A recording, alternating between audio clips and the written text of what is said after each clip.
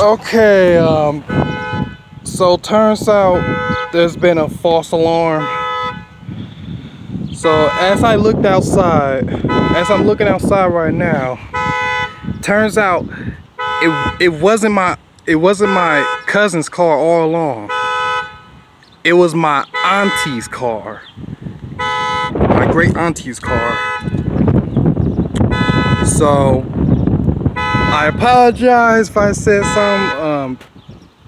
Guys, respect your elders, please, because there are consequences in the world. Just respect your elders. You know. Oh, it stopped, but it's still gonna do it again. Nope, it's doing it again. Ah, it's my life. Hey, my life. Bye, guys.